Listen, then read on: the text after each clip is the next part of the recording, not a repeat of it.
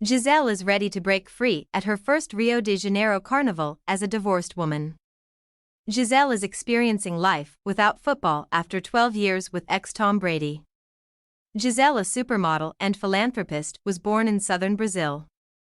Read and listen to hear instant New York Times bestseller, Lessons, My Path to a Meaningful Life.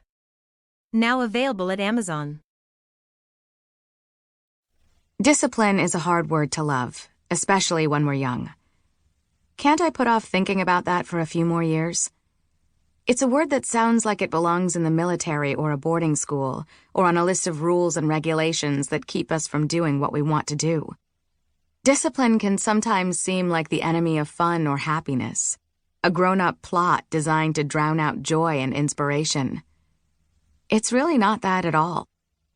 Discipline is also more than just hard work, but that's where the process starts. Ever since I can remember, I have been extremely organized and hardworking, whether I was helping my sisters clean the house, playing sports, doing well in school, modeling, or even today, being a wife and working mother. Which is why I feel such a strong connection with this first lesson. It all starts with discipline.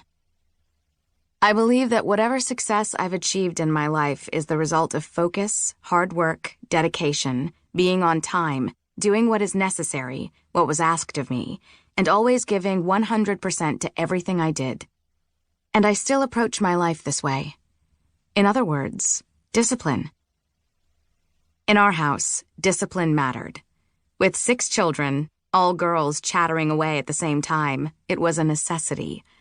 My mom, for one, was always running around, working as hard as she could to take care of all of us. Every morning at 6 a.m., she woke up and made us breakfast shakes using avocados or bananas or apples that she mixed with milk and a little bit of sugar. Or sometimes she made us tojadas, which are sandwiches with melted cheese inside. Afterward, she or my dad would drop us off at school, and my mom would go to work, coming back home at noontime so we could all eat lunch together. On weekends, she got up even earlier to wash our clothes and to make and freeze meals for the week ahead. With 8 people sharing 3 bedrooms and 2 bathrooms, my sisters and I understood early on that we were expected to help out. Each of us was given a cleaning assignment before we were allowed to go outside and play. When Haki or Fofa rang the bell, it was off to our stations.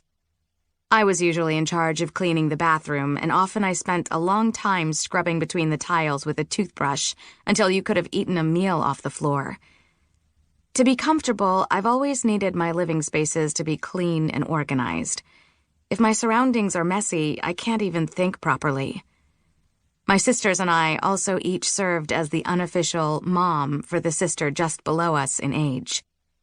At age 8, I remembered changing my sister Fafi's diapers, and then helping my older sisters fry up empanadas in the kitchen that we'd helped our mom make from scratch.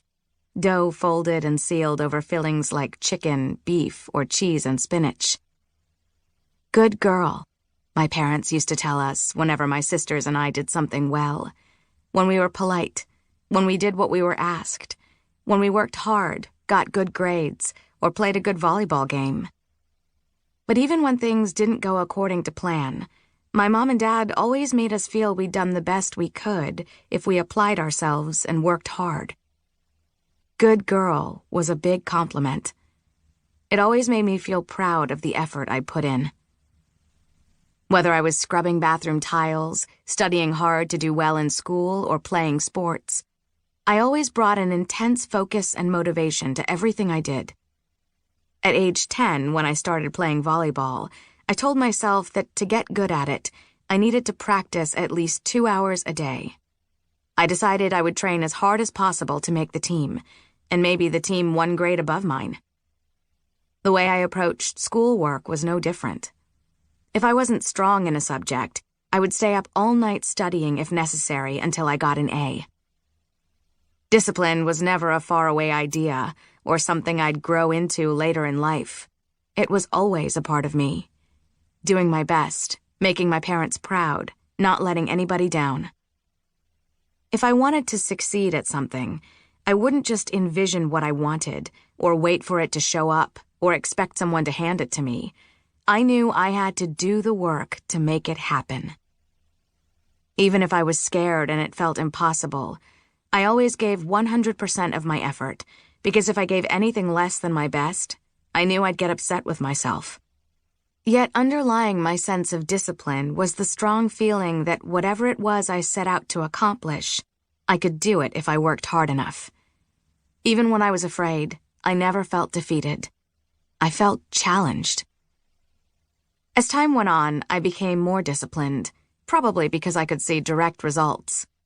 At age 14, when I left my hometown and family to move to São Paulo to pursue a career in modeling, I was determined. I told myself, I'm not going to go back home empty-handed. I'm not going to disappoint my parents and my sisters. I'm going to work as hard as I can and do what I have to do, even if that means working all day and all night. Without discipline, I might have taken the next bus home. The work could be intense, and I missed my family. Often I was lonely, but I stayed in São Paulo and kept at it. One opportunity appeared, followed by another and then another. I kept pushing myself.